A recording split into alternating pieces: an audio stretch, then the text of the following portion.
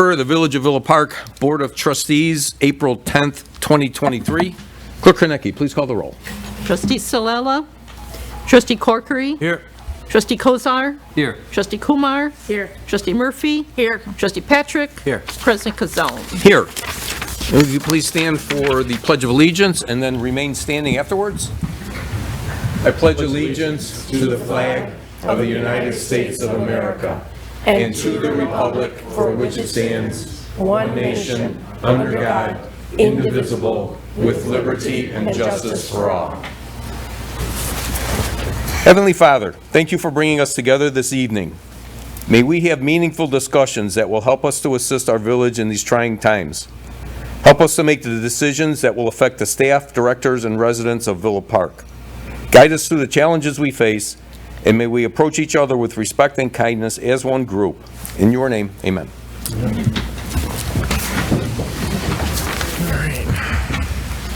Okay, we will open this up, item 3, public comments for agenda items. And if you would please come up, sign in legibly so we could read it, and then state your name. The sheet is up there, yes. Pen I've got one. There wasn't, somebody walked off. already. I had a pen with Okay, anyone like to speak on agenda items?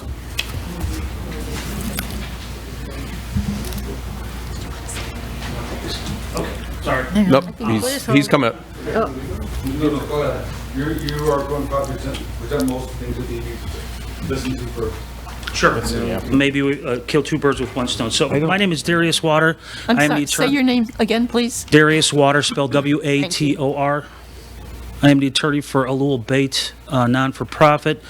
It is the applicant for special use on the property at 721 East Madison Street. Application filed for special use within the zoning for cultural center and religious assembly.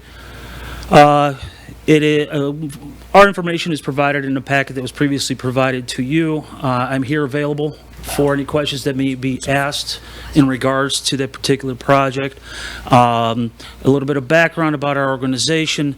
The center is a culturally and religiously based organization with a membership of 42 individuals. They are at present now the title holder of record for the property. The closing for the purchase of the property completed escrow this morning. So the application is for the permitted to verify the permitted uses for our organization in that building.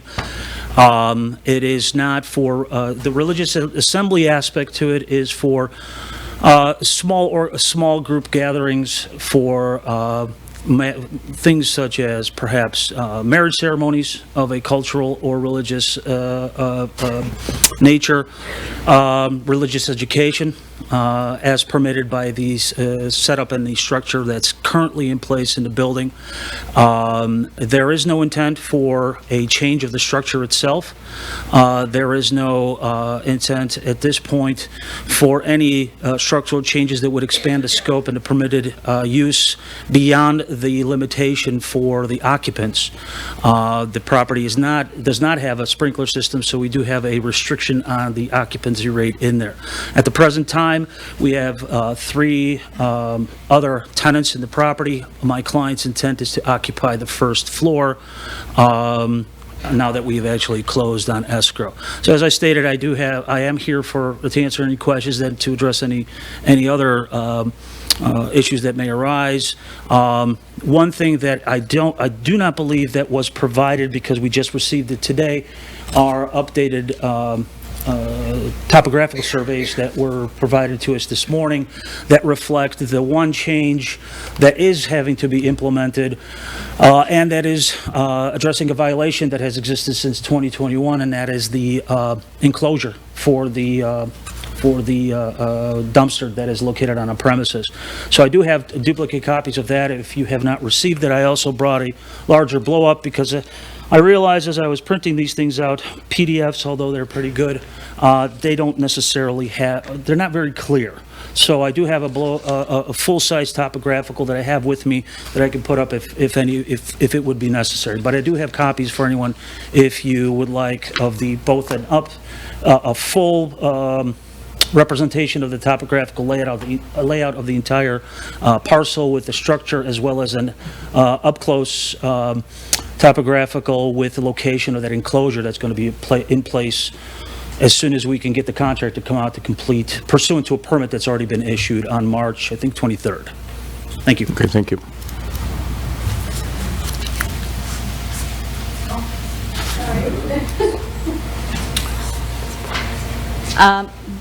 My name is Patty Plattenberger. I'll spell that for you. Plattenberger. I recently sent an email to all of the trustees, and I copied you on a signed petition from our neighbors expressing our objection to allowing this special use. We presented that petition to Planning and Zoning on 3/9/23. But I'm here tonight to speak on a few of our objections. So we contend that this special use permit will cause numerous problems in our neighborhood, not the least of which is increased parking and traffic. East Madison is a cul-de-sac street. So although it prohibits vehicular traffic to enter the front of that building, it is a very easy access for pedestrian traffic, which we know because some of the present tenants park on Riverside or Madison so that they can walk around and avoid 83. All that, that's difficult ingress and egress from Route 83. So we know this, and we believe this will happen again. Throughout this, the prospective buyers have told us that it's just for administrative purposes. And if that's the case, why do we need to change the zoning? It just doesn't make any sense. So, because it's already zoned for administrative office space. So what's the need to change it? It doesn't make sense to us. And we are concerned about our neighborhood and the traffic and the parking.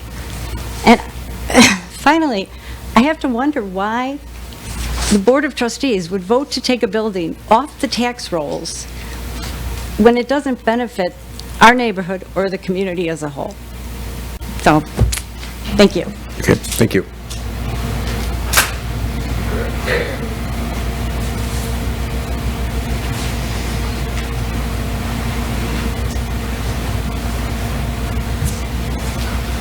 My name is Albert Ashworth. I live on 528 Madison.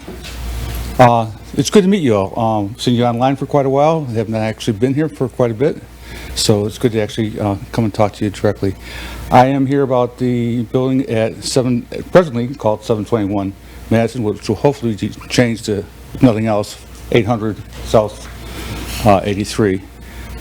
Thank you, Zoning Committee. You addressed many of our problems, and I want to thank you that, limiting no access to Madison, putting up the fence, some of those things that will be helpful. And that, my concern is the special use permit, because that's what we were not allowed to address what the implications of that would be at the Zoning Committee. I understand there might be a tax implication by what they're doing here as well. And my question comes in, how much of a building does an organization have to be used to be considered to be tax exempt? Does it the whole property being tax exempt? Is 50% of the property being tax exempt? This is an office building that's being used. As I said, the second floor tenants are still staying there, which means they're going to be generating income from those tenants. And that. So I do question the validity of having it, the special use permits being done. The question is, if there isn't much, if we just say, oh, we want to use a room for prayer and for counseling and stuff like that, that means my property then could also be considered special use, because an international organization already holds a prayer meeting in my house, and that, so would would my property then be eligible for all these special use things and taken off tax rolls as well? So that's the reason why I question it. I mean, I know that religious organizations use a certain amount of property, they have daycares and stuff like that going on, and that, but is there, what percentage, you know, if it's 20%? Yeah, okay, I can understand that. But if you're talking, right now, we're at 50% is being used for commercial purposes. And that seems awfully high for buying a building. You know, what would prevent other people from getting together as a religious group of men and then buy up other businesses and get them all taken off the tax rolls because they're using a portion of it for a prayer room or counseling or whatever. And that, so that's my major objections to it. Yep. Thank you.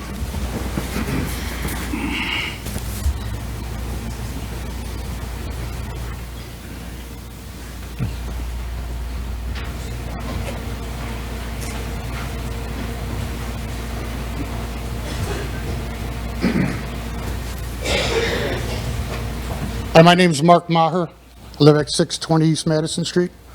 My concern is also with the religious part of the rezoning. I wasn't at the March 9th meeting, but I went online and I watched all of the meeting minutes online. And according to Mr. Walters' own presentation, everything that he spoke on, the use of the property, what it was going to be used for, and all that, there is nothing in there that warrants a religious rezoning. He even talked about maybe having a wedding there, but then in his own remarks talked about that you don't need to have a religious building to have a wedding. People get married at courthouses, they get married at all different kinds of locations. So there's nothing there that warrants the religious part of this rezoning. And I don't understand why the village would take into consideration taking it off the tax zone when the village can use the money. I mean, and there's nothing there that would hold them back from doing what they want to do with the property. It would just be that to not zone it as the religious zoning. So I ask the board to keep the property on the tax rolls and to vote no on that part of the rezoning part. Thank you. Yeah, thank you.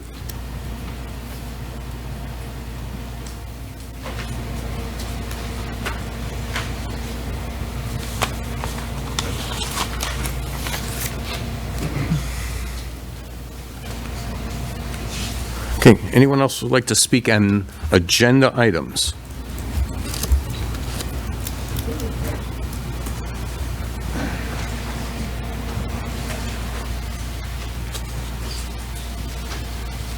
Jim Stelter, 531 East Madison. And I agree with the same thing as what the people have said, and parking is a big problem. Our street is, people zipped up and down there 50 miles an hour all day long, and it's to add the parking to it with the kids on the sidewalk, it's just bad news, so.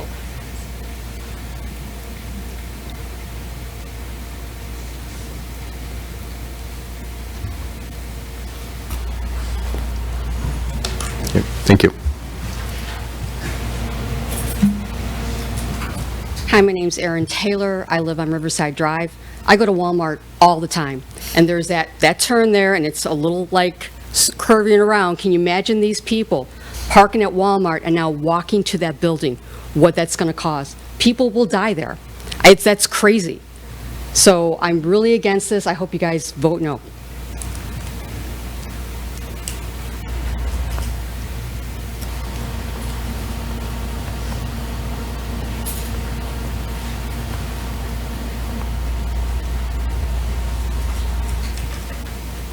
Okay, thank you.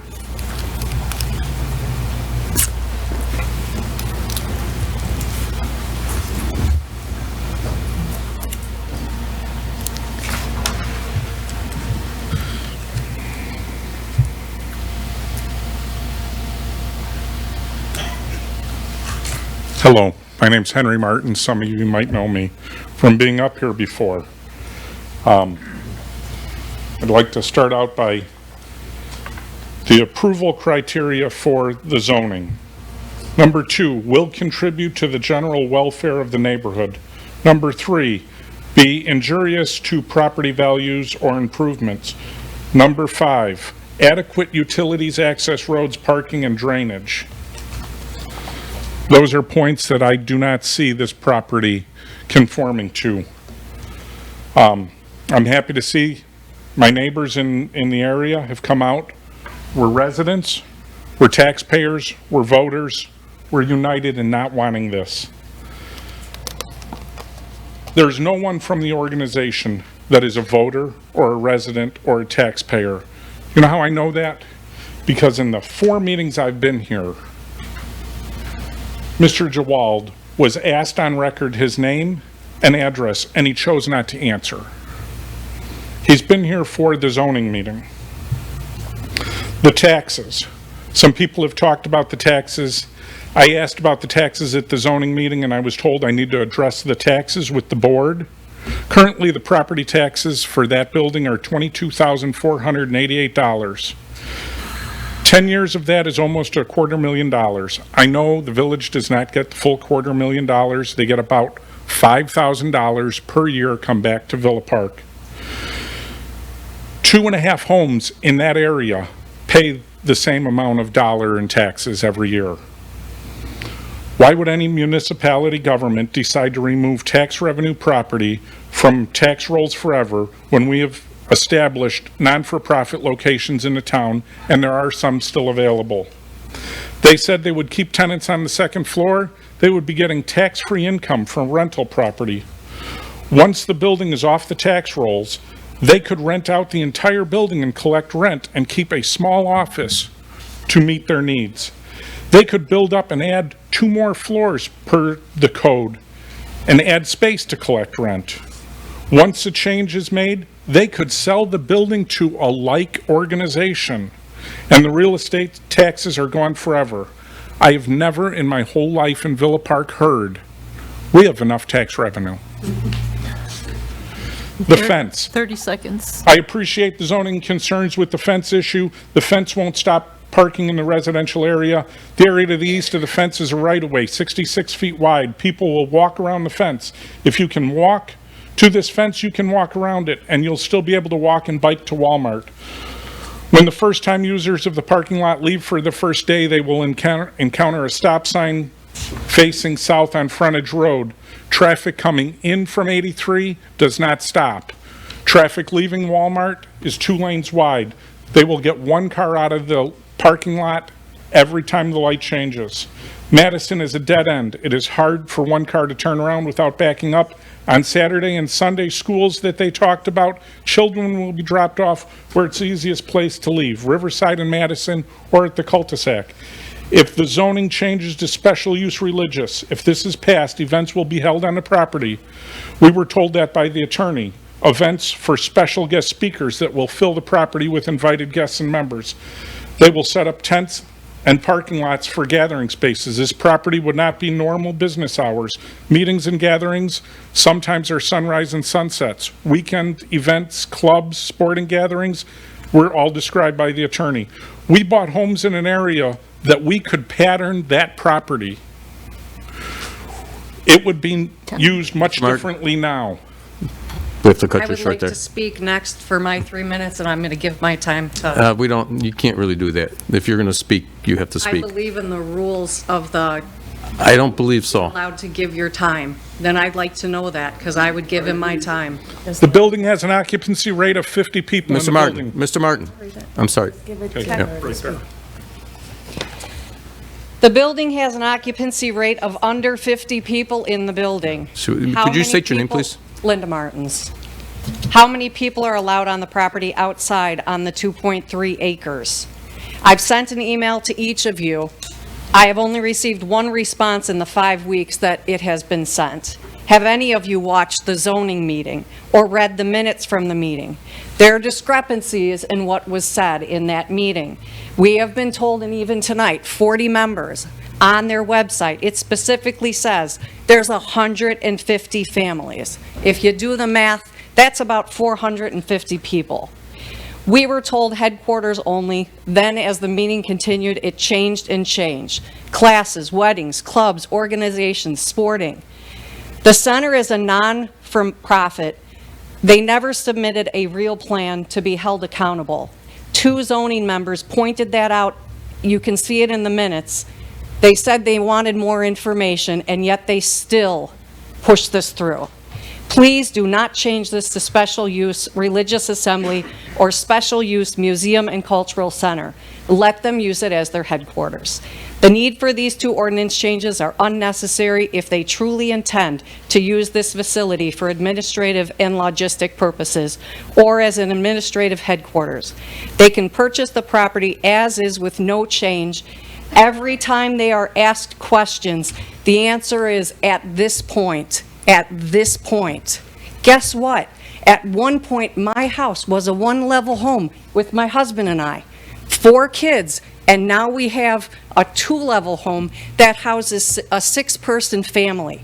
What could they be allowed to do with the income that they have from their organization to that piece of property and change it? This changes it for forever, for all of us here, and not just the people here, but all of you as well. Thank you.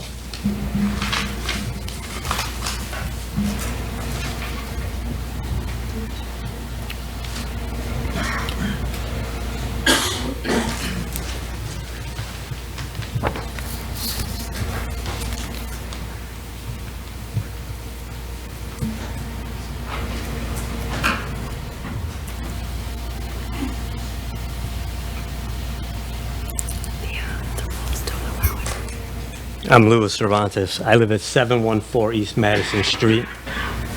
I agree with my neighbors, the Martins. I can't say no more than they just said, so. But I do have something to add to it. I did have an incident with one of the residents there, the tenants, and they were making deliveries in the back. I'm not sure what they're gonna do with the front or the back, but with traffic, I see it all the time. I'm right across the street from this building. And I do not need that, nor do I want it. I have kids, I have grandkids that visit me, and I don't need to know or wonder who's in front of my house. I've already had to call the police for people who are just come by and stop and park on the street at night.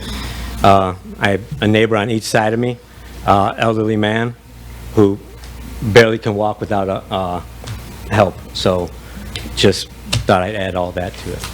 Thank you very much. Thank you.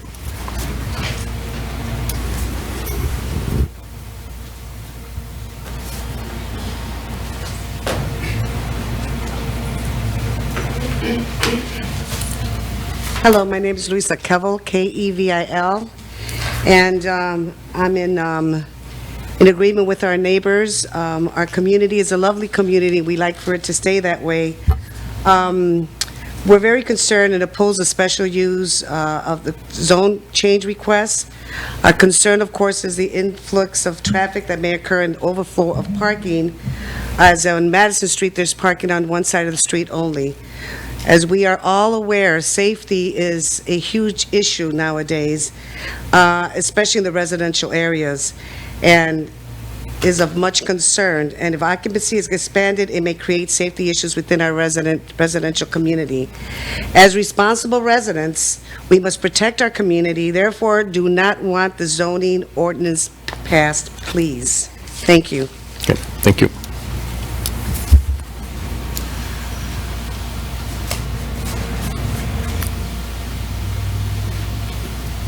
Thank you.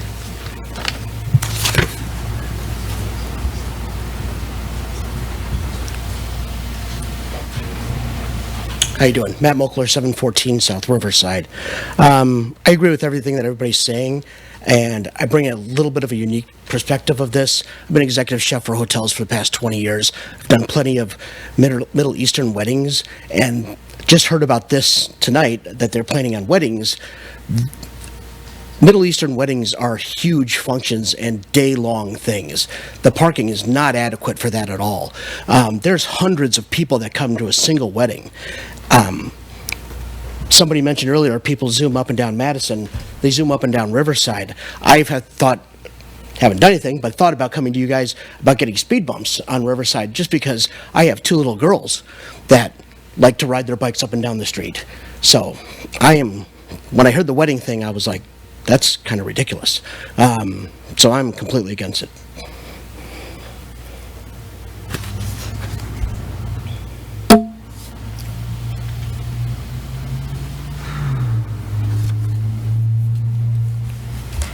Good, thank you.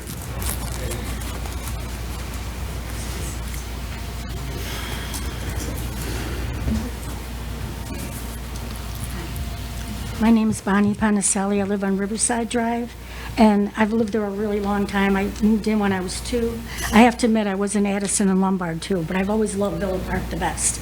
And I was just concerned when they talked about the weddings too, because if you have 500 people and you only have 76 parking spaces, where are they going to park?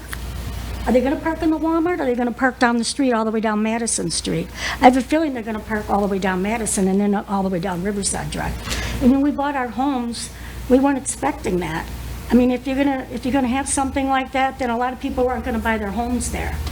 But if you're living there all this time, I'm sure if you guys had a place like that, where they're going to park up and down your streets, I'm sure you wouldn't be excited about it either. And that's all I have to say.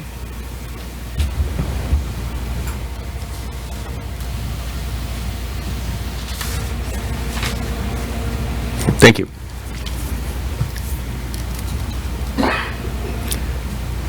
Okay, so we have any more comments on agenda items? I'm here on 11A. Basically, I'm just here to ask again the board to please follow through for the best of the people in the village when you're making bids.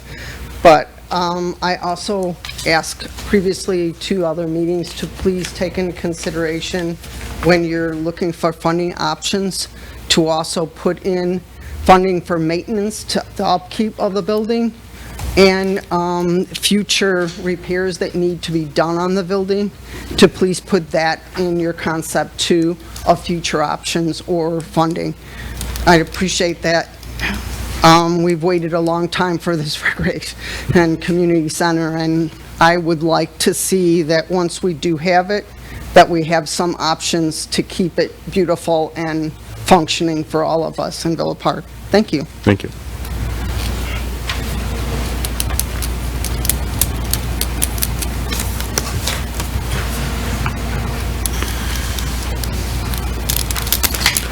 Okay, anyone else? Mr. President, I received an email that was requested to be read to public comments on this. Sure. And I think now's the appropriate time rather than during the discussion. I received this, I guess, late last night, and it says, and I'm just going to read it verbatim. My name is Philip Howard. I live within direct eyesight of the building being discussed. I apologize for not attending in person, but I have health issues that restrict my ability to get out. I am very much against changing the zoning/use of this building. It is not designed for anything other than what it is, an office building. The access to it is limited to one route. Parking is limited. It is not designed for having, quote, 150 families, end quote, in it, as the website suggests. If it is truly to be used for office space, then there is no need to change the zoning type. This is what it already is. I believe that based on experience of other similar use facilities in the area, that it will create a huge traffic and parking issue for the neighborhood surrounding the building. Placing a fence up at the property line will have no effect, as there is a walking path that crosses over the frontage road. And if this changed to a, quote, special use for museum or cultural facility and special use for a religious assembly, end quote, the property tax will go away. However, pick the 4 closest houses. We pay the same amount in property tax. You are working for us. We do not want this type of facility in our neighborhood. Thank you, Philip Howard. Quote, freedom is not free, thank a veteran, end quote. Thank you, Mr. Thank you. Okay. Okay, seeing no more comments, item 4, amendments to the agenda. Do we have any amendments proposed? Okay. Item 5A is an Arbor Day proclamation for April 28th, 2023. And I'd like to just read this proclamation. Whereas in 1872, J. Sterling Morton proposed that a special day be set aside for planting trees to be known as Arbor Day. And whereas Arbor Day is now observed around the world and is celebrated on the last Friday in April in the state of Illinois. And whereas trees can be a solution to combating climate change by reducing the erosion of our precious topsoil by wind and water, cutting heating and cooling costs, moderating the temperature, cleaning the air, producing life-giving oxygen, and providing habitat for wildlife. And whereas trees are a renewable resource giving us paper, wood for our homes, fuel for our fires, and countless other wood products. And whereas trees in our village increase property values, enhance the economic vitality of business areas, and beautify our community. And whereas for the 38th year in a row, Villa Park has been designated as a Tree City USA. And whereas for the second year in a row, Villa Park has been designated as a Tree City USA Growth Award. And whereas Villa Park will celebrate Arbor Day with a tree planting ceremony on April 28th, 2023. Now therefore, I, Nick Cazzone, Village President of the Village of Villa Park, do hereby proclaim April 28th, 2023 as Arbor Day in the Village of Villa Park. And further, I urge all citizens to plant trees to gladden the heart and promote the well-being of this and future generations. Thank you.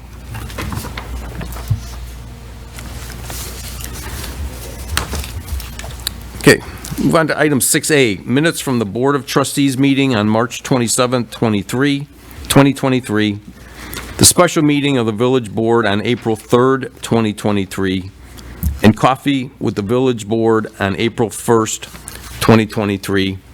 And item 6B, bill listings for the weeks of March 27th and April 4th, 2023, in a total amount of $1,780,249.44. And do we have a motion for the resolution? Trustee Kumar? I will make that motion. Okay, we have a second. Trustee Kozar? I'll second the motion. Okay, any questions or comments? Okay, Clerk Kornecki, please. Trustee Corkery? Yes. Trustee Patrick? Yes. Trustee Murphy? Yes. Trustee Kozar? Yes. Trustee Kumar? Yes. President Cassell? Yes. Okay, we'll move on to item 7. This is appointment to boards or commissions, and we'll just read through all of these and do one vote at the end. Item 7A is the Video Production Commission, the reappointment of Commissioner Robert Wagner for the term of May 1st, 2023 to April 30th, 2026.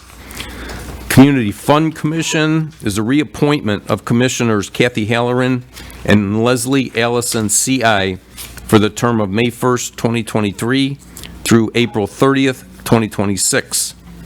Economic Development Commission is the reappointment of Commissioners Gada Abdelhavez Fahmy, Matthew Schmidt, and Tony Odo for a term from May 1st, 2023 to April 30th, 2026.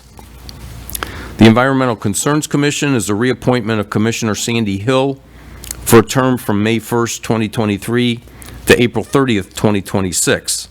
And the appointment of Tamara Lambert Wasilewski for a term to begin upon sworn oath through April 30th, 2025. The Board of Fire and Police Commission is the reappointment of Commissioners Ray Rupp Search and Glenn Nystrom to a term from May 1st, 2023 to April 30th, 2026. Parks and Recreation Advisory Commission is the reappointment of Commissioners Cheryl Tucker and Sam Bosom Jr. for a term from May 1st, 2023 to April 30th, 2025. The Police Pension Fund Board is a reappointment of Chris Aiello for the term of May 1st, 2023 to April 30th, 2025. Senior Concerns Commission is a reappointment of Commissioners Nadja Hajuk, Irene Kaler, and Ruby Burns for a term from May 1st, 2023 to April 30th, 2026. Traffic and Zoning Commission is a reappointment of Traffic and Safety Commission is the reappointment of Commissioners Ed McMurray and Robert Wagner to a term from May 1st, 2023 to April 30th, 2026. And the Zoning and Planning Commission is the reappointment of Commissioners Justin Schlensky, Dominic Romano, and Eric Ludke from a term from May 1st, 2023 to April 30th, 2026. And do we have a motion, for the appointments? Trustee Patrick? Mr. President, I'd like to make that motion. Okay, we have a second. Trustee Kumar? I will second that motion. Okay, questions or comments? Trustee Kozar? Were there any applicants that applied but did not get appointed?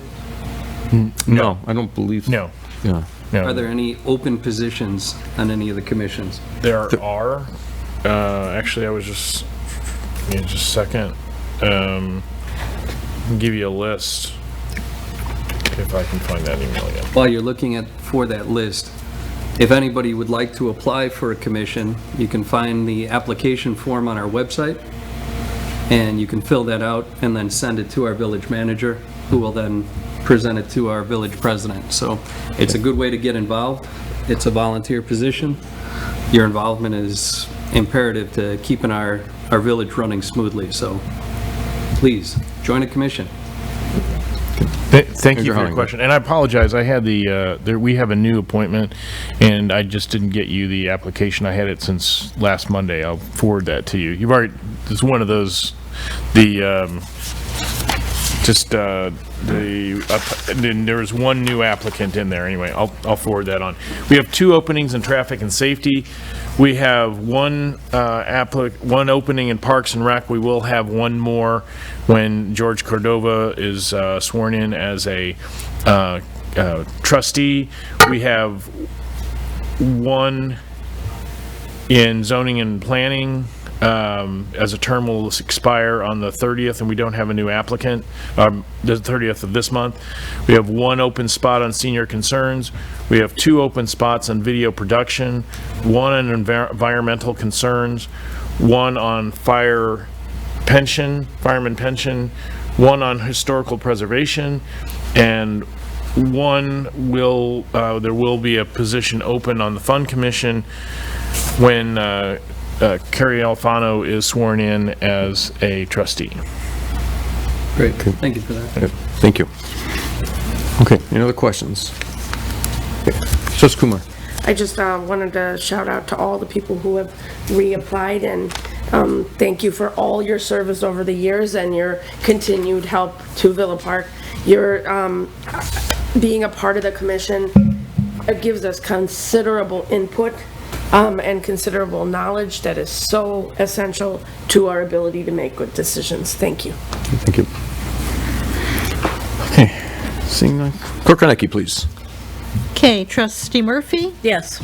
Trustee Corkery? Yes. Trustee Kozar? Yes. Trustee Patrick? Yes. Trustee Kumar? Yes. President Cozzoli? Yes. Excuse me, yes. Okay, item 8A is a first reading on an ordinance. It's an ordinance of the Village of Villa Park, DuPage County, Illinois, amending Section 3-313A of the municipal code to increase the maximum number of license permitted under the Class D1 liquor license. Major Harline. The current owners for the Villa Park Shell located at 401 East St. Charles have applied for a Class D liquor license. The Class D license, D1, license allows for the sale of beer and wine in the original packages for consumption off premises. This would bring the total number of Class D1 licenses to 4.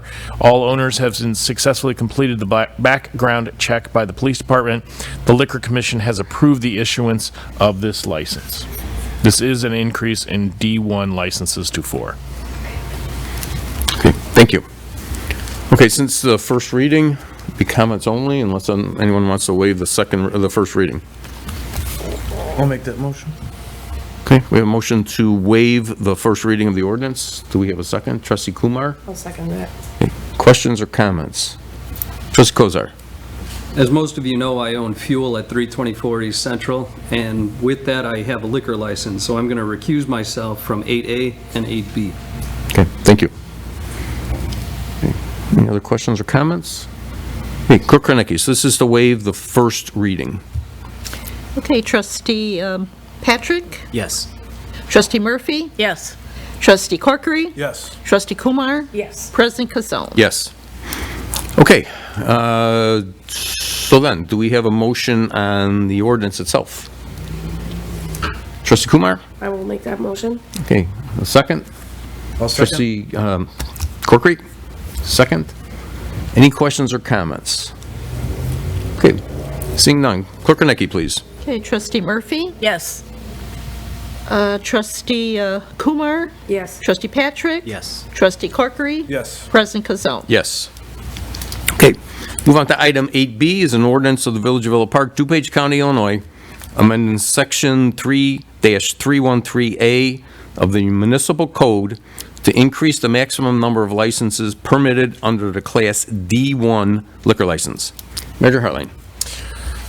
The current owners of Casey's number 6447, located at 45 East North Avenue, have applied for a Class D1 liquor license. The Class D1 license allows for the sale of beer and wine and for packages, in original packages for consumption off premises, along with the previous ordinance for review by the board.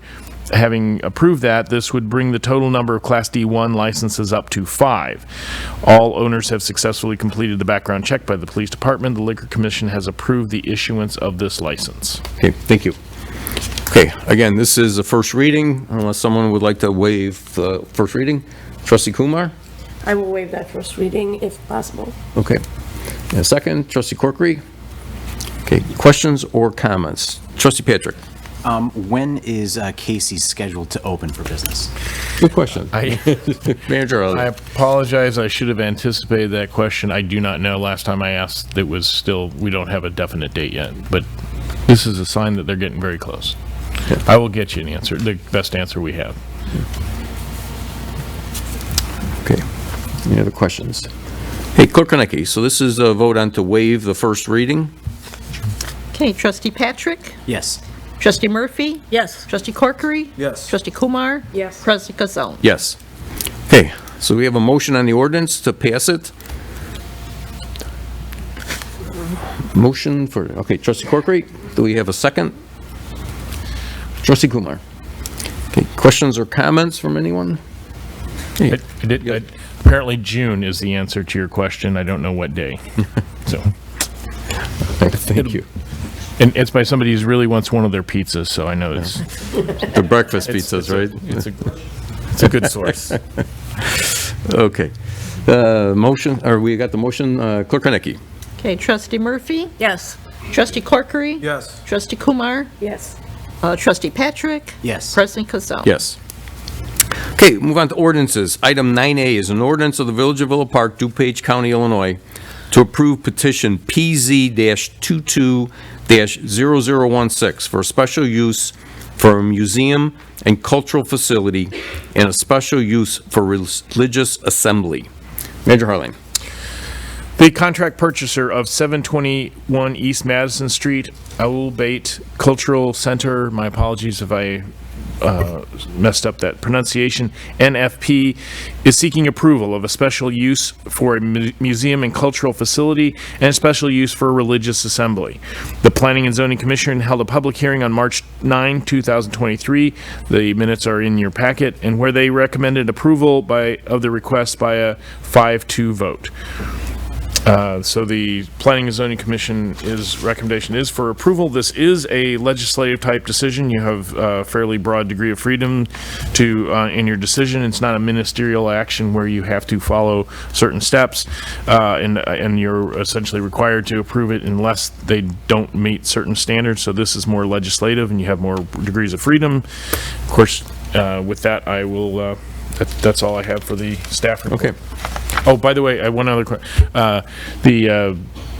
The chair of the Planning and Zoning Commission is in attendance if you have any questions from their perspective. Okay, thank you. Jarrett. Thank you. Okay, do we have a motion for the ordinance? Trustee Kumar. I will make that motion. Yeah, we have a second. Trustee Corkery. Okay, questions or comments on this? Trustee Kumar. I would like the planning and zoning person to speak on what he feels. Okay. And get his opinion, certainly. Okay. Commissioner Jarrett would like to come up. What can I answer for you? Basically, it was, what your gut feeling is on the 5-2 vote, who voted why? Well, the two that were opposing votes or were not in favor are actually both here. I'm not going to speak for them, but generally, I think the sense was that they didn't feel that enough evidence had been presented to back up a recommendation. Okay. And generally, I think we were, as a commission, the 5 that were in favor, there was some back and forth on the traffic. I don't want to say traffic, because there is no through traffic for Madison.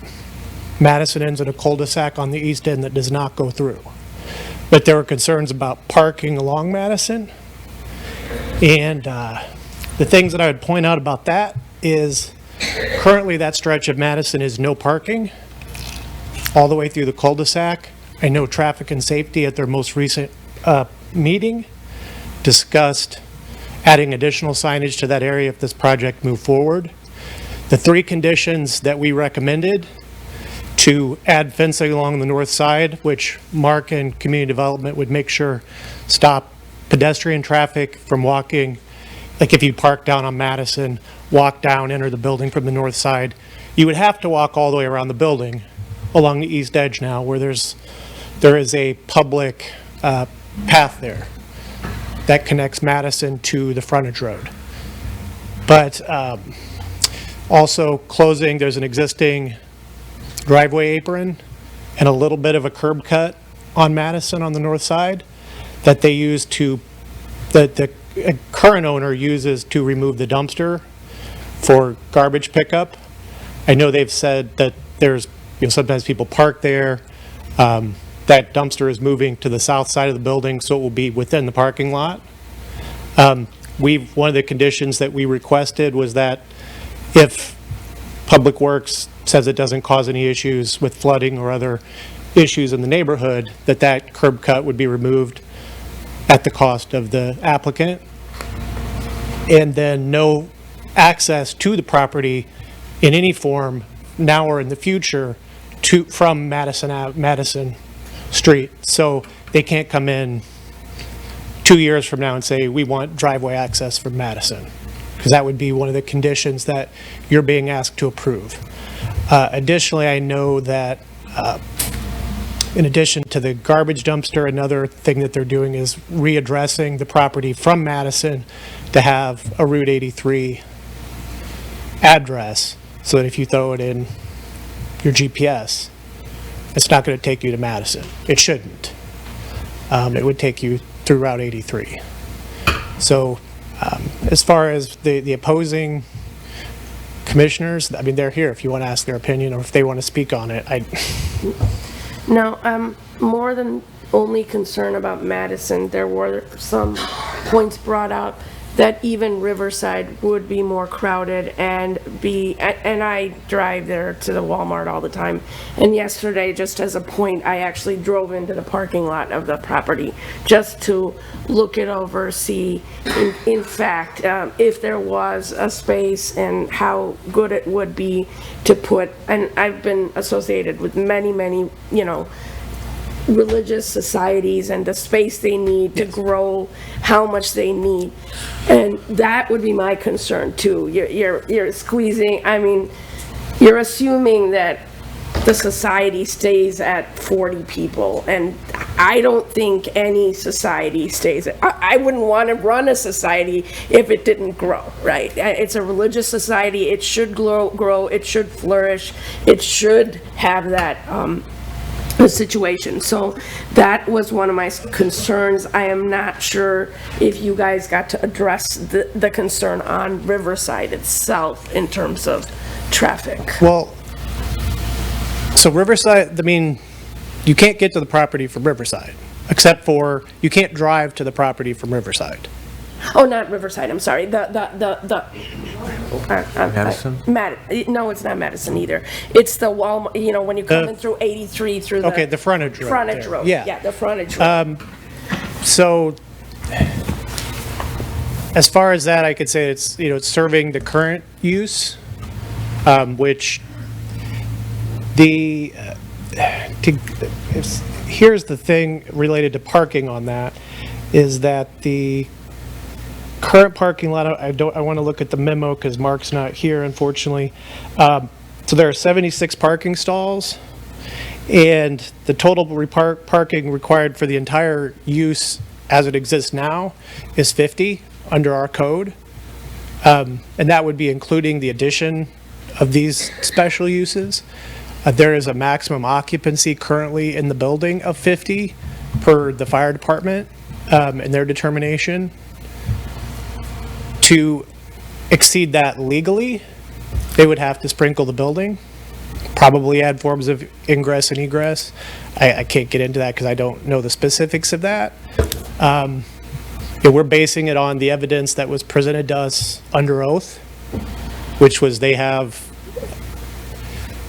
a expected membership of about 40 members and 12 staff is what we were presented.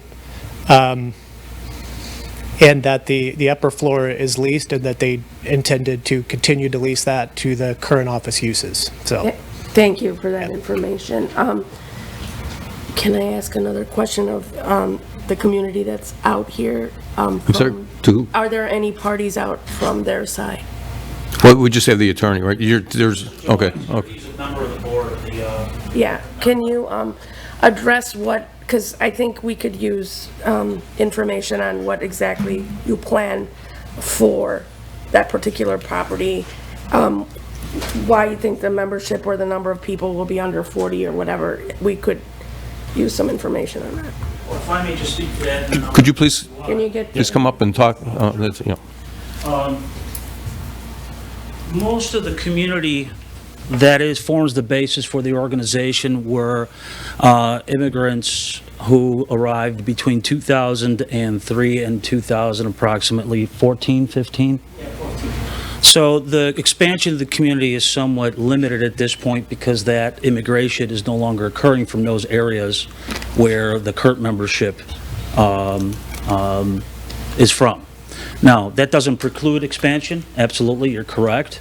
But in terms of the expansion of the building, and as it's unfortunate Mark isn't here today because his input in terms of the building parameters would just corroborate it. As was stated, the way that the building is constructed based upon square footage, ingress, egress, the parking, and the fact that it doesn't have a sprinkler system, and it limits the total occupancy at 56, I think, precisely. So the reality of the situation, the ability to expand any of the activities within the building would be extremely limited, okay?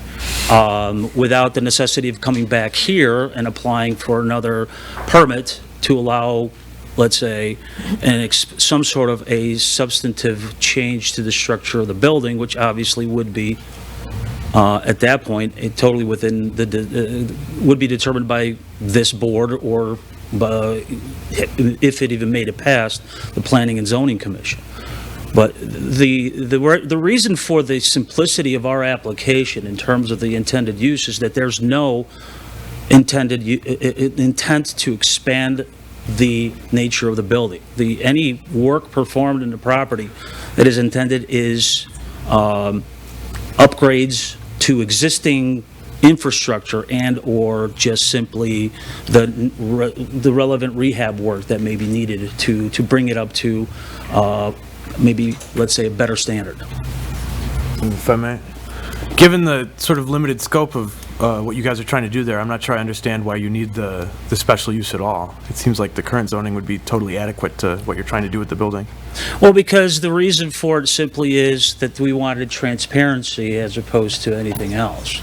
If we are going to have, and I want to address one thing that, as I stated, and I believe I stated, if I remember correctly, and looking at my notes, when we say a religious ceremony, we're not talking about the reception, however receptions look in various communities. This is, for the easiest way to explain it, is the officiant and the wedding party itself, and perhaps a witness or whatever is necessary for that particular cultural and or religious requirement. So The reason for the application is, again, simply put, transparency, because we will be engaging in that, in those activities. We want to have the ability to have this as a cultural center for cultural lessons for the youngsters of the members, to be able to meet in the conference rooms that exist there. If I may, unless I'm wrong, that kind of activity would be permitted for the regular office zoning, right? It wouldn't come into conflict? It would not. It would not? It would not. That's why the request for the special use. If they had an MX zoning, they would be allowed to by right, but in this district, they required a special use. That's the reason for the application. You can't have any small meetings or anything in an office building per zoning law? So if you are regularly conducting small religious ceremonies, as I'm sorry, your name? Darius Water. Darius Water, sorry, Mr. Water is saying, they would, to be consistent with their occupancy permit, they should let the village know, because that is a different type of use. I'm not going to say that there are some assumptions made when we talk about uses and granting uses and when we're setting up zoning districts.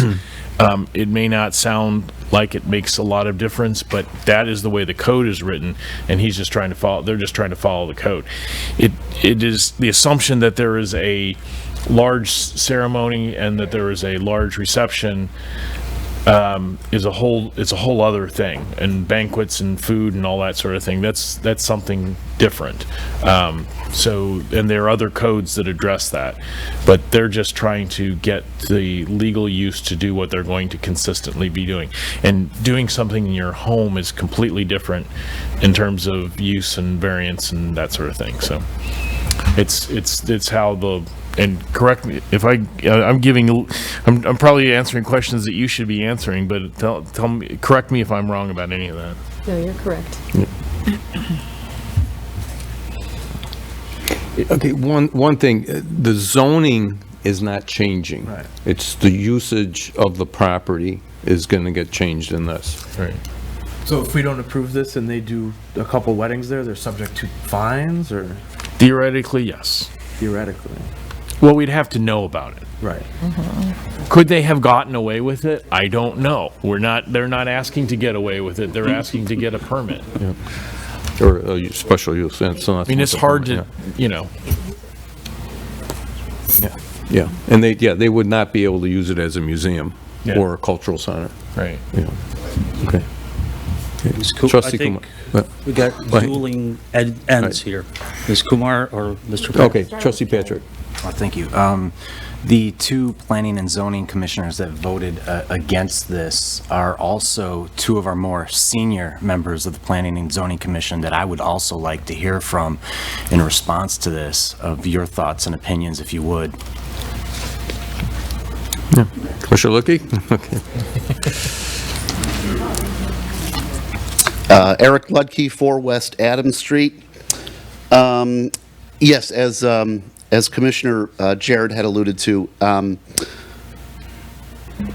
my concerns were the amount of information, or the lack thereof, of the information of the petition and the evidence to support the request for the 2 special uses.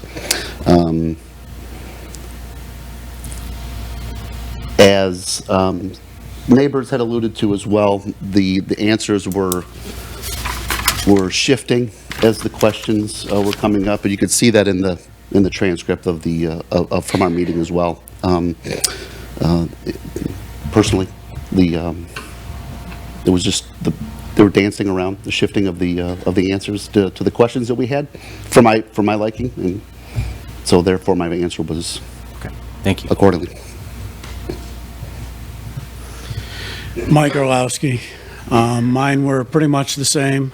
I had actually made comments that generally whenever we do receive a packet in review, there's more detail of what's going to be going on. Whenever we did ask questions, it was, well, maybe this or maybe that, or, well, we're not really sure. So my vote was no, because there was there was nothing really hardlined as far as what we were going to do here, or there was nothing in writing on what they were going to do. And if you're going to get a packet, it's going to be documented. It's a hearing. It's all going to be saved. If we have issues with the property, you'd go back to the packets and everything that was said in the meetings. And if there's nothing there, how can you vote on a special use if there's nothing in writing for the special use on what they're really going to do there? Except if you ask questions, well, maybe this or maybe that, or maybe in the future. So that was why I voted no. Thank you. Thanks. Trustee Murphy. Yes, I just have a couple comments. I'm prepared to vote. I would like to thank everyone for coming today. I hear you. I respect and appreciate your dedication and your investment to your neighborhood. I also visited that location today, and just in general, a couple comments with respect to the parking. And I can only base this on what I was told. There are several cars that are parking there that the neighbors have told me they believe are employees of that building who, for whatever reason, have chosen to park in front of houses along those streets and enter that building from either the back door or the front door, but choose not to park in that wonderful big parking lot that's been provided. I don't know who has the ability to request that those employees park in the parking lot, which would resolve an existing problem.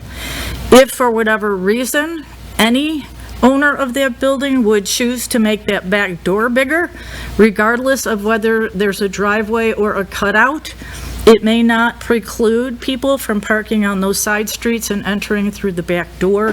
That is solely of speculation of a maybe or maybe not potential problem. And lastly, the wooded area along their property lines on the Madison side are extraordinarily unkempt and need to be significantly cleaned up and all of the garbage removed. And I completely understand that has nothing to do with what we're discussing tonight. I am prepared to vote, and I thank everyone for being here. Trustee Corkery. Just so I'm clear on this, this would remove the property from the tax rolls too? This will remove a portion of the property, as long as they are still renting out the second floor, a portion of the taxes would still be charged. I'll let our attorney kind of talk on that. So if there are leases associated with the property, there would be leasehold taxes affiliated with that. I mean, ultimately, the decision on the tax exempt status is the assessor's decision. But if it's used as a charitable use, such as the religious use or the museum and cultural center, that is either a charitable or a religious organization, that could be tax exempt. But just for some guidance for the board, that in and of itself has been deemed not a valid reason to make a decision with respect to the special use. You should also not consider the religious nature of the use in guiding your decision. That should be something completely separate. What you should evaluate is if you would allow a similar assembly type use. If you're allowing an assembly type use in this kind of zoning, then you would need to, treat this in a comparable fashion. Understood. Thank you. Parking, traffic, those types of elements are definitely valid considerations in this matter, though. Okay. Trustee Kumar. I did go look at the building for another reason. I have a handicapped mother-in-law, so I always look for handicapped entrances, so easy entry into this building, and it's not really easily enterable. So I do have concerns of that accord. They do say there are 4 handicapped spaces, but if you can't get into the building, what are those spaces for? They're not going to stand outside. So this also is a bit of a concern. This is an older building, and I'm not sure that I would want any type of assembly there that would not be ADA compliant completely, and the building retrofitted with that aspect as well. Okay.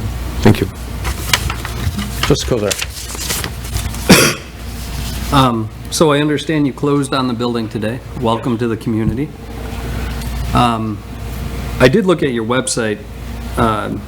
It was stated 42 members in the transcript, but your website clearly says there's 150 families. That's a big discrepancy there. I did, if I may, I'm sorry, I did confirm with Mr. Juwan. Could you please, sorry, you speak over here. Sorry. It's okay, I'm not asking him any questions. Well, but he, We checked the website, and unfortunately, it hasn't been updated. I confirmed with him, there are at present 42 members in the organization. So the website, under oath, we have 42 members presently in the organization, who are paying dues members. So as I was saying, your website says 150 families. I can comment for this, if you don't mind, please. Yeah, actually, that's right. We have another property in Evanston because most of our people, the refugee asylees, came in this area, close Devon. Could you just give your name, please? Yeah, Ala Jawad, A-L-A-A, Jawad, J-A-W-I-D. Thank you. And most people, for last 15 years almost, came to this area. So we have building property there to serve them. But nowadays, and after COVID, we saw many people move toward the suburb. So now we want to serve the people, which is less, absolutely less than 42 or 40. So we have very few people, and most of our people are very educated.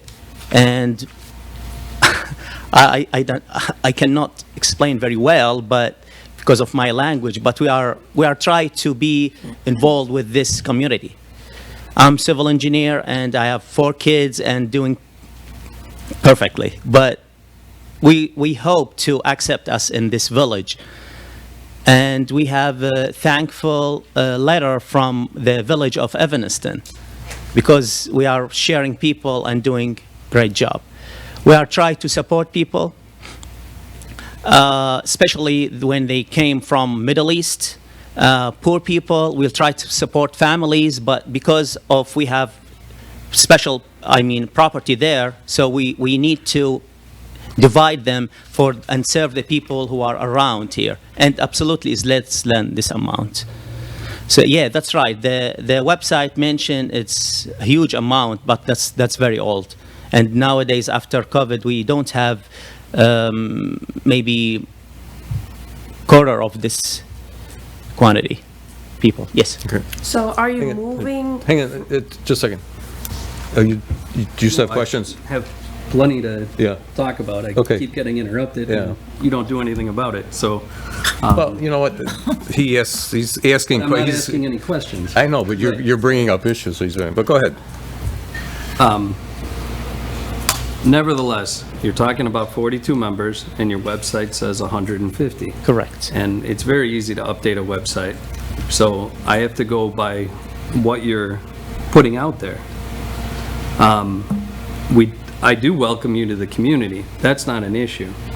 And giving consideration to all aspects, I know our attorney is saying that we shouldn't give any consideration of the tax implication, but it is my opinion that that is the primary goal here, is to be able to take this property off the tax rolls and save $22,000+ a year in doing that.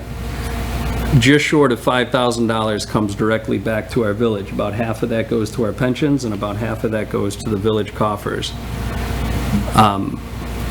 In exchange for that, I'm not seeing what the benefit is to our village as a whole by granting this.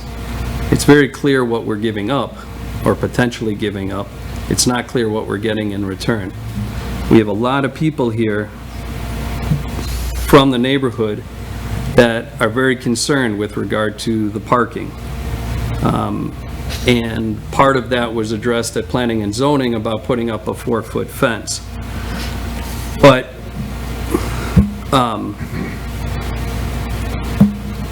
there's still that exit or entrance, that egress on the back of the building, which right now is currently the only handicap accessible area. There's been no talk about a retrofit or something new going on in the front of the building.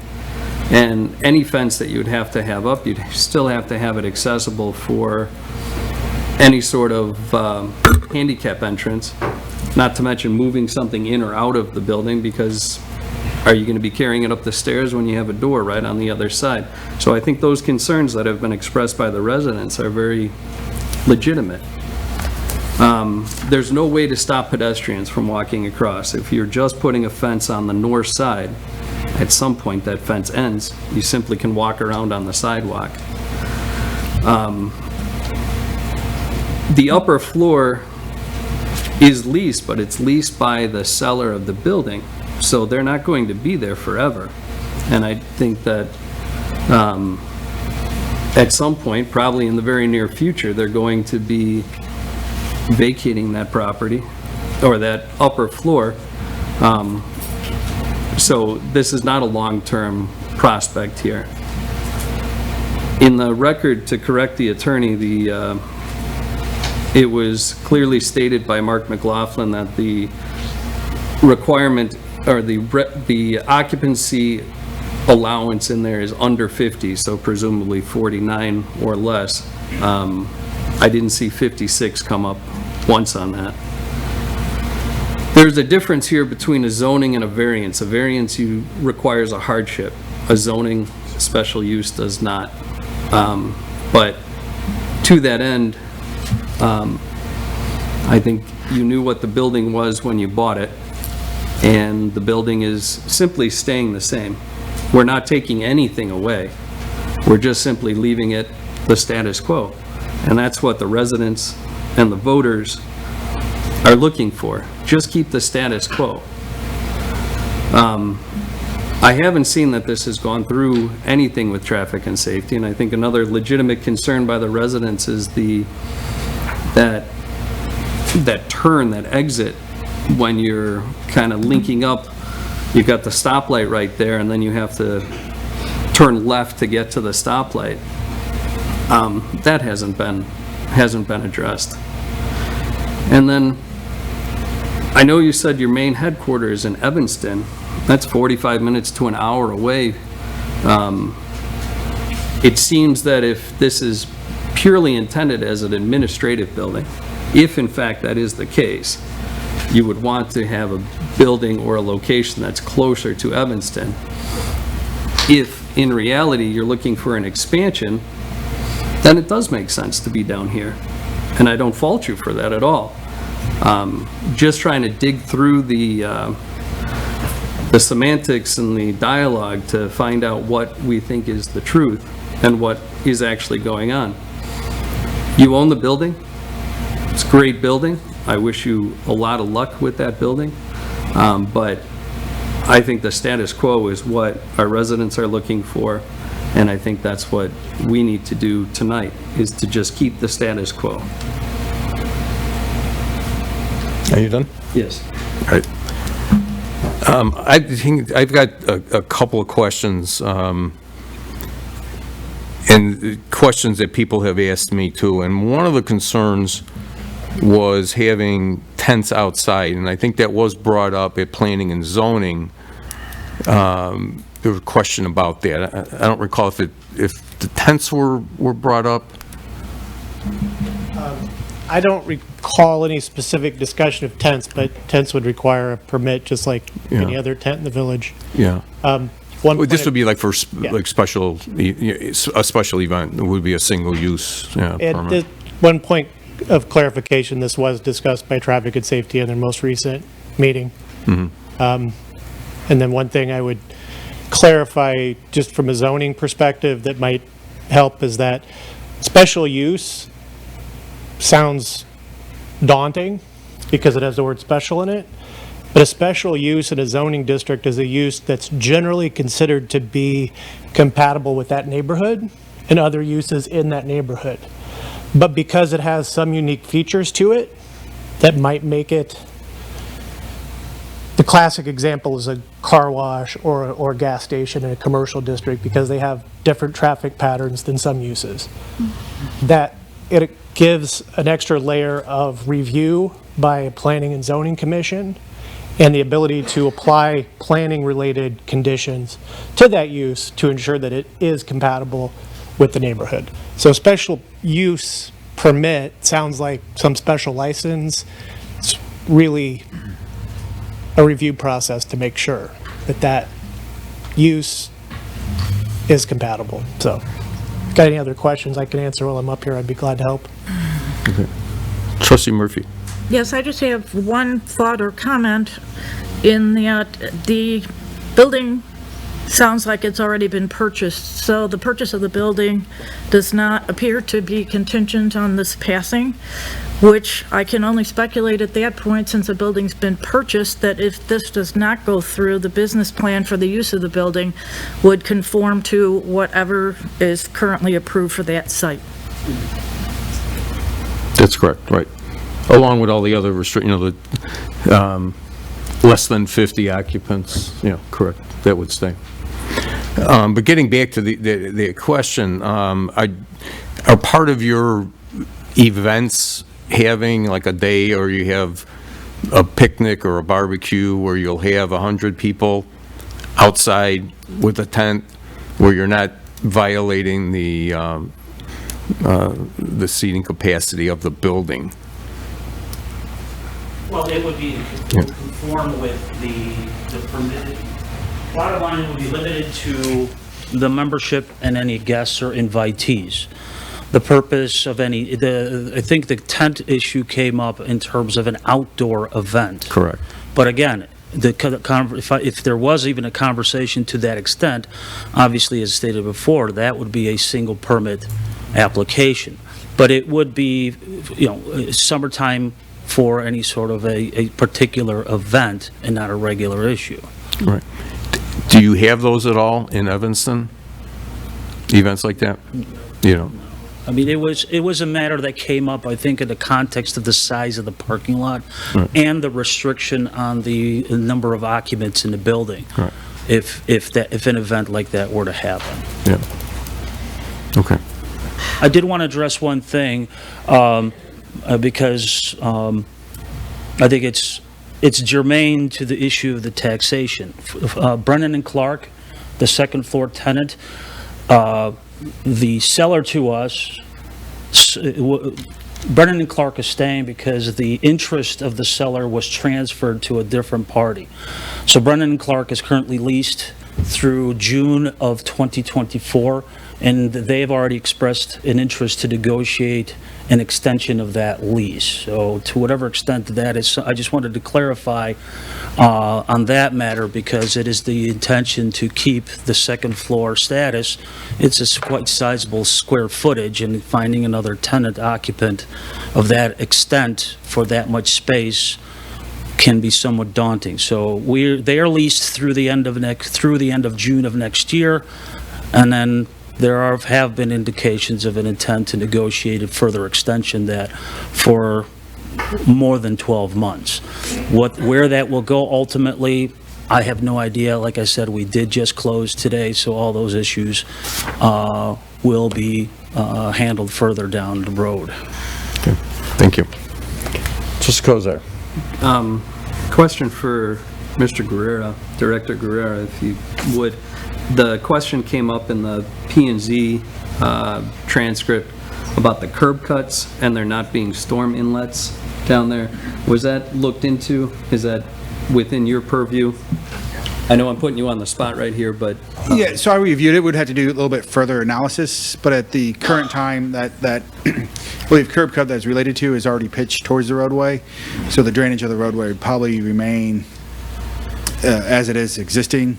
I believe that's near a high spot kind of ish in that, based on the topography, so it drains in both directions. But we would investigate that further before it gets closed off, to ensure that there's no unintended impacts to the stormwater. But so that curb line would stay the same. It would just get a high back versus the depressed, so it should remain status quo for the drainage.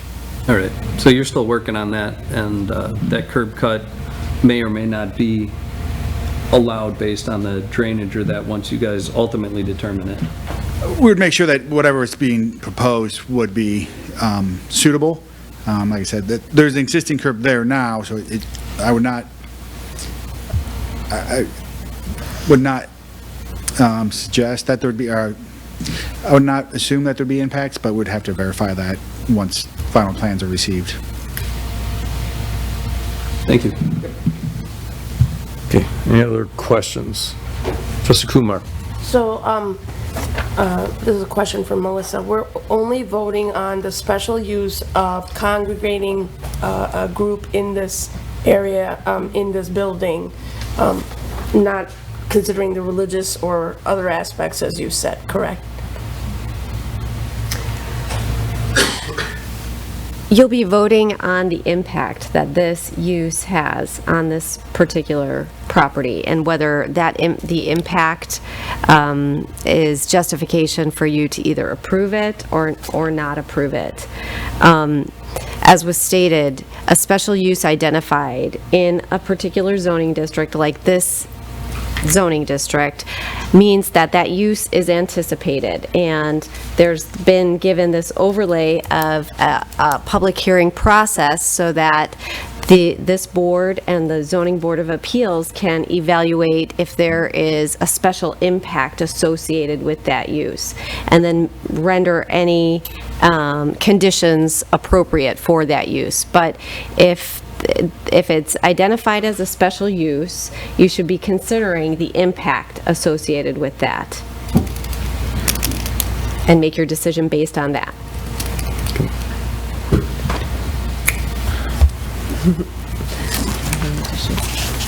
Just to clarify one thing that might help you, I think the point that Attorney Wolf was making is that when you're making this decision, you should not be considering the fact that it is a religious use in and of itself.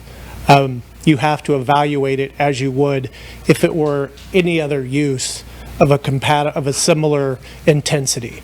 The religious RLUPA, Religious Land Use Protection Act, which is a federal act, expressly forbids that. It actually gives some religious uses wider latitude when it comes to zoning and land use. So those kind of considerations you should not be making. Absolutely. Okay. Okay, any other questions? Okay, Clerk Kornecki. Okay, Trustee Kozar. No. Trustee Murphy? No. Trustee Corkery? No. Trustee Patrick? No. Trustee Kumar? No. President Kazal? No. Okay, so this will not pass. According to Attorney Wolf, now we have to vote on just denying it. Yeah, so the next step would be someone should make a motion to deny the special use applications associated with this particular PZ-22-0016. Okay, Trustee Kozar. I'll make the motion to deny petition PZ 220016. Okay, do we have a second on that? Trustee Patrick? I'll second that. Okay, questions or comments on the denial of the special use? Okay, Clerk Kornecki. Trustee Corkery? Yes. Trustee Kumar? Yes. Trustee Patrick? Yes. Trustee Murphy? Yes. Trustee Kozar? Yes. President Kazal? Yes. Okay, so that does not pass. Unfortunately, we will deny that planning and zoning change, special use change. Okay. Move on to item 9B is an ordinance of the Village of Villa Park, DuPage County, Illinois, prohibiting the use of groundwater as a potable water supply by the installation or use of potable water supply wells or by any other method. Manager Harline.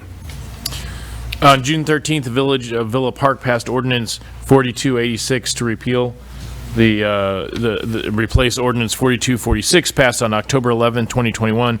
Both ordinances were designed to limit potential threats to human health and for the same parcels described in this proposed ordinance with exhibits A and B. The Illinois Environmental Protection Agency subsequently found that each ordinance was defective, and staff and the consultant, EPS Environmental Services of Chicago, have rewritten the ordinance in this form, and content has been approved by IEPA. Staff recommends passage of the ordinance. And this is our third shot at this, and I think we've got them happy now. I think so. Okay. I'll recuse. Okay. Do we have a motion for the ordinance? Trustee Murphy? Yes, I'll make that motion. Second, Trustee Corkery. And as manager said, this is EPS Environmental Services, of which I am the president, so I will be recusing myself from any votes on this. Okay, questions or comments? Trustee Kozar. I'm glad this was put together. I know it's kind of difficult. I'm just wondering, this is a question for Manager Harline. Was EPS compensated for their efforts as consultants? Not by the village. By whom? Whoever their customer was, the customer. Oh, I thought EPS served as a consultant to try to revise the ordinance to bring it into compliance. They brought it to, just like when you had a similar groundwater ordinance passed for your property over there on Park, you hired a consultant. The consultant helped get the ordinance drafted. They rejected the first version of this. They rejected the second version of this.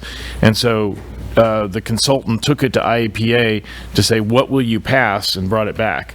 And then once they had the ordinance, so he's serving the customer who owns the property here. Okay, I understand. Okay. I thought that you guys were working village-wide to change our ordinance so that it was compliant with the new EPA regulations. No. It's customer-specific. Not yet, yes, that's correct. This is customer-specific for this. We're going to have another one, too, that's related to 10A. We're trying to make sure that their consultant took it to IEPA for Charlie's Auto, and they gave him back some comments. So that's why that one's not ready yet. But yeah, same exact. Okay, so I misunderstood. I mean, okay. There's no issue with EPS. I mean, of course, they're doing work for a third party. Right. It's not an issue. All right, thank you for clarifying that. Okay. Any questions or comments? Clerk Henneke, please. Okay, Trustee Kumar? Yes. Trustee Patrick? Yes. Trustee Murphy? Yes. Trustee Kozar? Yes. Trustee Corkery? Yes. Okay. Now we move on to item 10A, is a resolution of the Village of Villa Park, DuPage County, Illinois, authorizing and approving a highway authority agreement with Charles Pickerel. Mayor Harline. Village of Villa Park has requested that Charles Pickerel, the owner and operator of Charlie's Auto Service, enter into a highway authority agreement with the village to provide assurances that any contamination from a former underground storage tank will remain entombed under the asphalted concrete pavement unless IEPA or another authority require it be removed. This agreement further assures that any further required remediation will fall on the owner or his successors, not the village. Staff recommends approval of the ordinance, and as onerous as that might sound, this is pretty standard language to go towards when there has been a discovered leaky underground storage tank, to make sure that it is remediated to the extent they can, and then entombing it in asphalt is a standard practice. So, okay. We have a motion. Trustee Patrick. Mr. President, I'd like to make that motion. Okay. We have a second. Trustee Corkery. I'll second.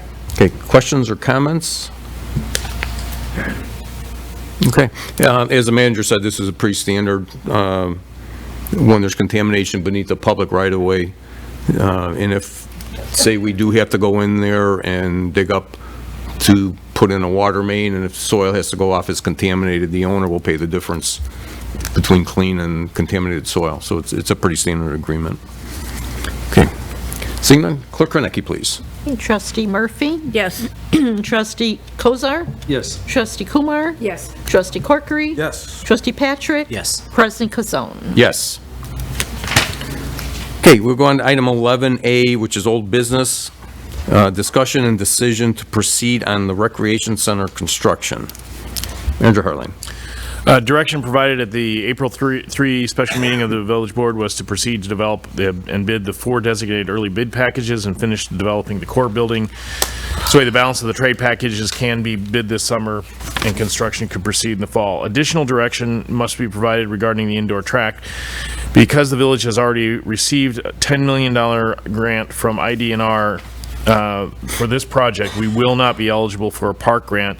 Staff recommends bidding the track as an alternate and develop funding options during the 2024 budget process.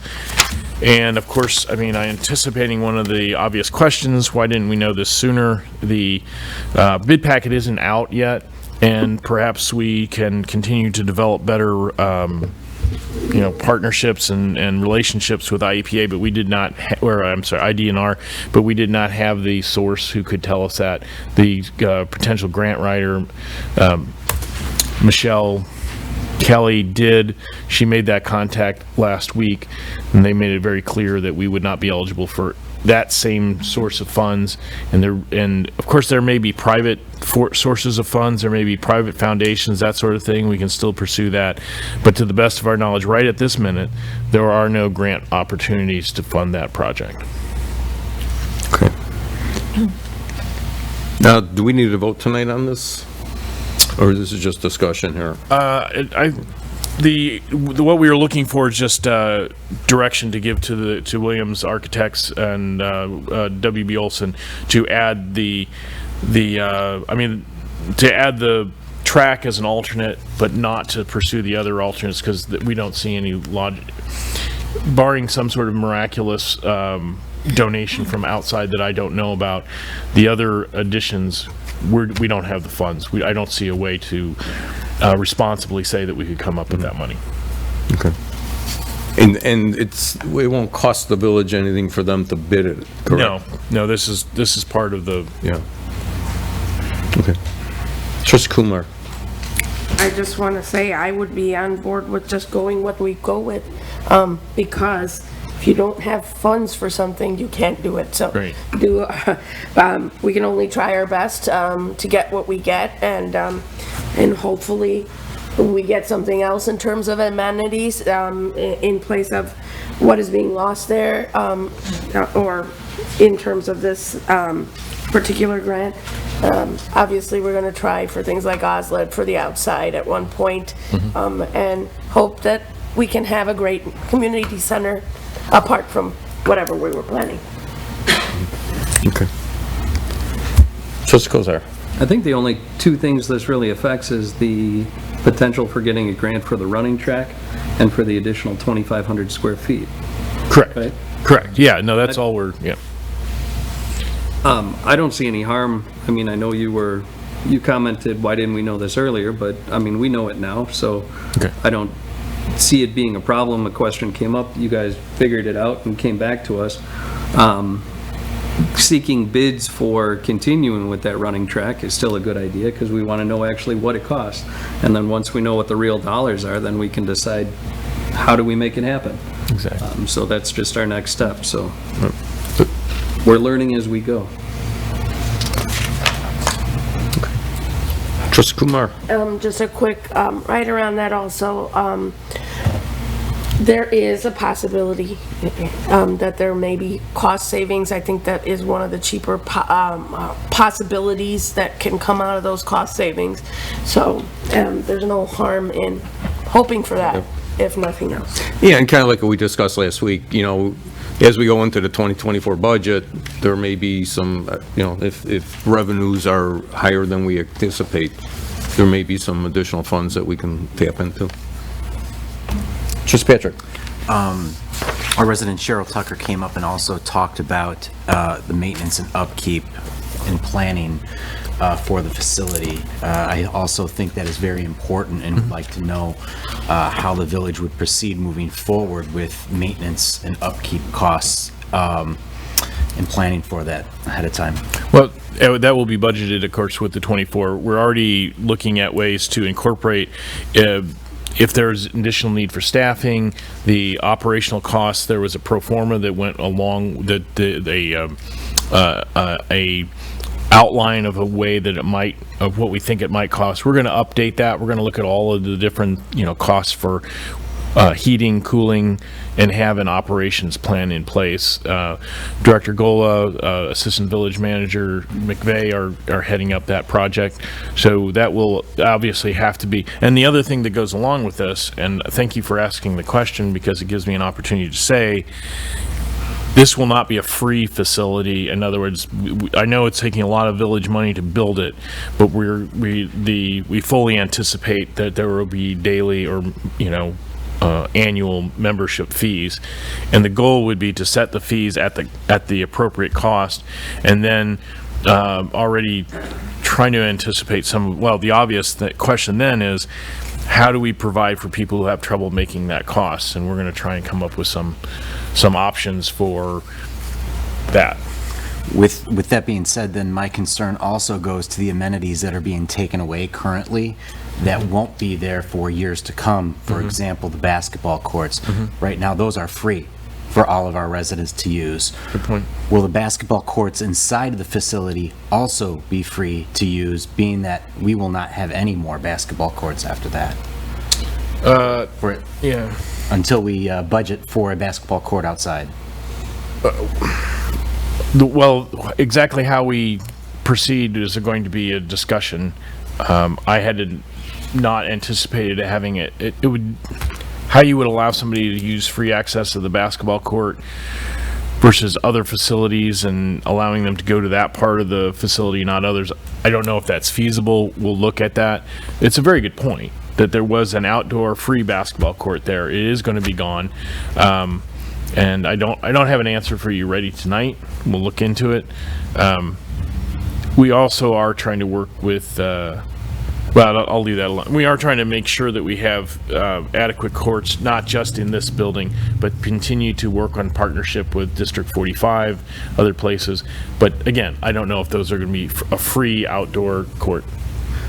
With your plan then moving forward, looking at the cost that it would be for residents to do that, will the village be looking at this on an annual basis to see what is working and what's not?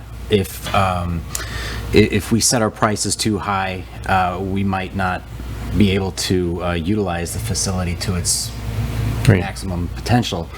So are we going to visit this annually to make sure that we are utilizing our space appropriately? We, as with any operation, yes, we'll be looking at it. As you remember, we just changed rates for several, like the swimming pool rates we looked at and some other fees for Parks and Rec. Yes, we will bring back adjustments as we need, and with a eye to trying to cut the right price where we have many, with any facility, if you don't charge enough, then you're subsidizing it with just general fund or other rec funds. If you charge too much, then nobody shows up, and you got a worse problem. You're subsidizing it, and you don't have as many people using it. So yes, we will work with there are other facilities out there run by other villages. That's going to be a good model, and we'll use all the data. You do what we would normally do, look at the data of other villages, look at the costs that we know for operating a facility, the costs for personnel, those kind of things, to develop a appropriate fee structure. And eventually that comes back to you guys and we have to convince you. Thank you. Good. Okay. Trustee Kumar. So to piggyback off of what Trustee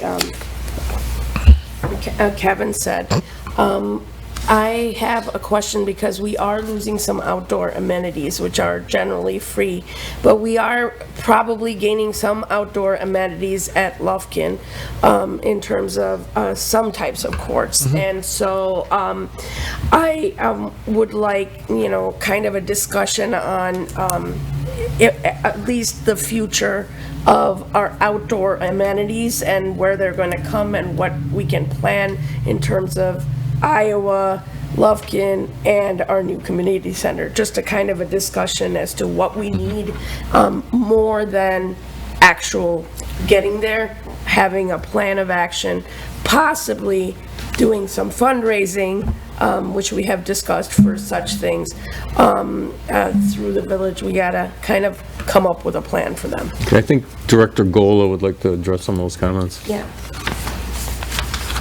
Thank you. Good evening. So our plan to move forward, the next round of OSLAD grants would be, I believe it's August, June and August, to apply for those grants. So we would like to, we'll be coming before the board to ask for approval to move forward with an OSLAD grant to help assist payment for the outdoor basketball court, the playgrounds, shelter out at Lions Park. So we want to do that, and those grants are in a 2-year process. So if we get, if we're fortunate enough to win that grant award in 2024, then we'd move forward with building the basketball court right when the outdoor court, right when the community center is finished. So that would be in the fall of 2024, and so it would be ready to go probably in the spring. And same with the playgrounds. And No, go ahead, finish. Okay, whatever. and about Iowa Community Center, what are your plans for that? Just to get the overall picture to the community at hand, Well- see what's going on in. Well, one of the ideas was, and one of the comments from the residents when we were doing the process, the input process, was that we were losing green space. So unless we sell the building or knock it down, if we knock it down, we'd have additional green space, which would mean we'd have another ball field and soccer field, and possibly pickleball courts. So we can do that. So that's just kind of in a very infant planning stages. Trustee Patrick. So tonight with IDNR, they told us basically that we cannot have multiple OSLAD grants for the same project. Park grant. Yeah, It's the park grant, right. Apologize. So with the park grant. So moving forward then, the basketball court, we would be applying for the OSLAD grant? Correct. Okay. And then there's been, I've talked to a few colleagues of mine that have won back-to-back OSLAD grants in successive years. Because I thought, well, since we've got an award right now that we're working on at Lufkin, is it possible the same thing would happen to us for an OSLAD grant? Well, we have a grant out there, but there's been some park districts that have won those grants from OSLAD in successive years. Thank you. Okay. Trustee Kozar. With all the discussion from Parks and Rec and this new $20+ million project going on, I would like to have on the agenda for our next meeting discussion about recording the Parks and Rec meetings so that everybody can watch them and understand what's going on. But I understand we need to have that on the agenda for a full-fledged discussion. So at this time, I'm asking that next meeting, we put that on the agenda and we have discussion over it.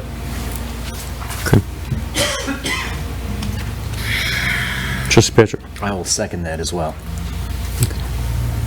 So, this is, we've had a new agenda item added to the agenda for this purpose to allow the board to give direction to the manager regarding adding new items to a subsequent agenda. Because this particular item that you're discussing right now is not listed on the agenda, you cannot take action. You can have a discussion, but you can't take official action. So under item number 13, new business, I would just request that you give direction to the manager at that time, and the board issue a consensus on that. And at that point, if there is a sufficient consensus, then the manager can add it to the next subsequent meeting. Okay, we'll revisit this in a couple items. Okay. Okay.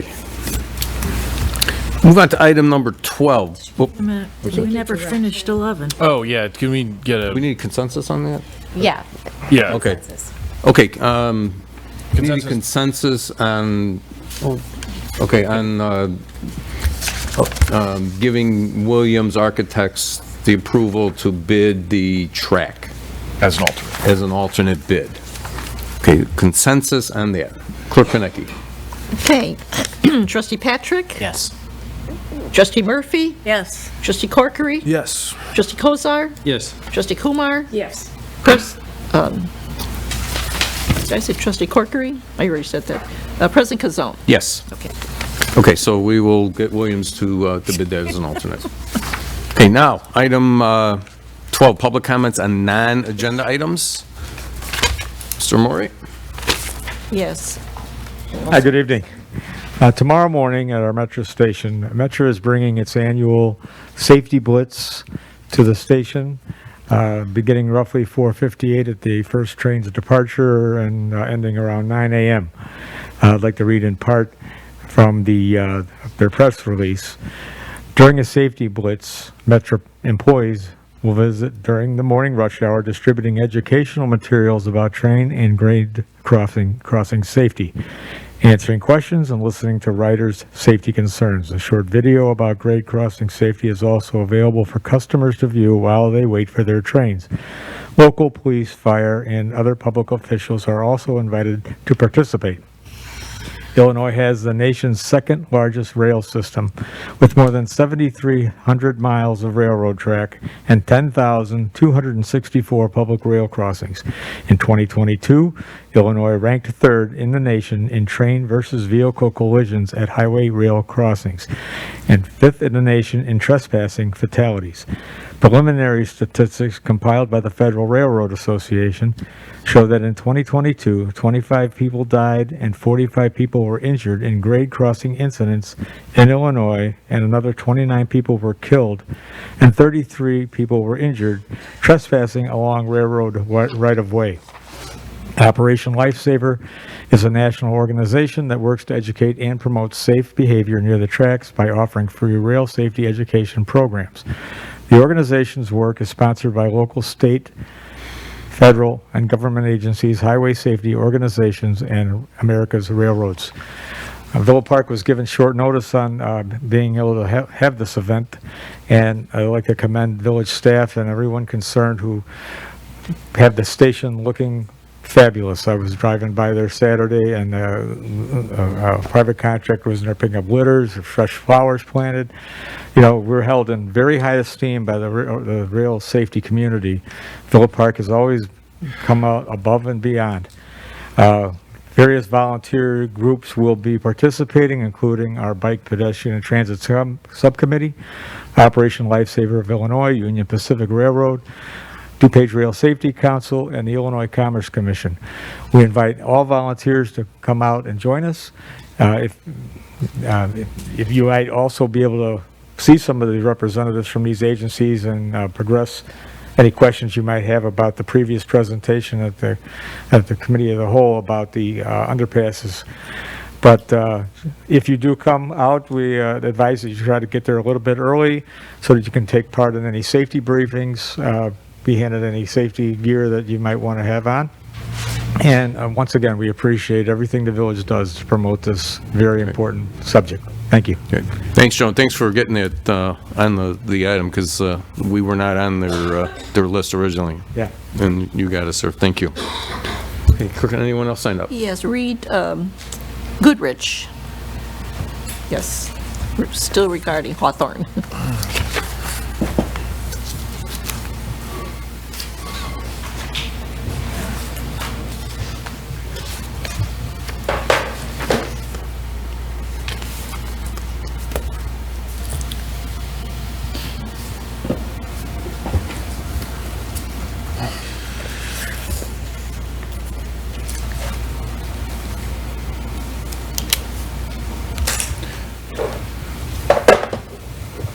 My name is Reed Goodrich, and from time to time I've stopped by to talk about the Hawthorne project. It was last January that I invited the village manager to get his hands around this, as there hadn't been any inaction for quite a while, and Hawthorne was out of compliance, and there was all kinds of other issues without going through them one by one. 3 months later, certainly doesn't look like any changes have been made. The one block area there is still a pile of rocks, and the parking lot, in an example of what has happened so far in terms of management, has drains that are useless, a fence that has been installed in a shortcut fashion and has created long-term maintenance issues as I projected. Dangling telephone wires and cable wires are still there, as I mentioned 3 months ago. There's construction garbage on the site, which remains there. Hasn't been touched, despite the fact I know some city engineers have gone out there at some time in this period and looked around. And the landscaping is inappropriate, as I'd mentioned in a previous visit. There are maple trees planted, which should be 30 to 40 feet wide, that are planted within 8 feet of the power line. So the management by committee is a euphemism for effectiveness and inefficiency, which has been simply, as I understand how it's been happening so far in terms of guiding these projects. Lombard has a project by the tracks, they call it Lilac something or other. Started about the same time as this did. And it's done. Building's up, ready to go. Now, one trustee voted against this Hawthorne project a year and a half or so ago. Perhaps he was the smartest guy in the room. Okay? Because if the village can't manage a parking lot, what does it say about the rest of the project? It's still sitting there, represented by all the rocks and the garbage and everything else that are piled up. 30 seconds. At the time in January, I said the village was out of its league. I'll let the facts speak for themselves. Okay. Anyone else signed up? No. Okay, do we have any other comments on non-agenda items? Okay, we will move to new business. And as village attorney said, we can discuss anything new here. And anyone would like to bring up anything new? Trustee Kozar. So I would like to bring up again the idea that we video, just like we're doing on this meeting, the Parks and Rec meetings, which meet once a month. They meet on Tuesdays. They meet over at Iowa Center. Not always the most convenient spot, but I would like everybody from the public to be able to watch those meetings. If not live, then perhaps, the following day or whenever it's convenient for them. It's important that with these projects coming up, or this big project coming up and all the nuances to them, that the public is informed and involved with what's going on. I think that will help us. So I'd like to have discussion on that, and I would like that item to be put on the agenda for our next meeting. Okay. Okay. Trustee Kumar. I would prefer that a committee of the whole, I would like a discussion, a full-blown discussion during a committee of the whole meeting, the next COW. I'm willing to have that discussion. I think there's a motion looking for a second. No. No, it's just a Just for discussion. consensus, Okay. yeah. Sorry. Well, the committee of the whole, we'd have the same discussion if it's brought up as it would be brought up as a resolution, correct? It wouldn't be an ordinance, it would be a I think it's a resolution. little bit more informal. I would like, whoever wants to weigh in, the committee of the whole. I feel like it is more informal than the actual formal meeting. It would be a motion. If it was done at committee of the whole, would we allow, does trustee Kumar, would her vision of committee of the whole discussion involve the public weighing in and being able to talk Yes, somewhat informally, like a coffee with the board type discussion? absolutely. The committee of the whole meetings are not set up that way. The purpose of a committee of the whole is to allow for more presentation and discussion of this board without taking any official action. The committee of the whole is not set up for action of the board. So if you want to give a specific direction in the form of a motion to direct the recording of these minutes, the appropriate place would be at the village board meeting and an agenda item. Trustee, go ahead, Trustee Kozar. Okay, so, I mean, that said, I think it's better placed at our next meeting where we can have a formal vote on it. Okay. Trustee Patrick.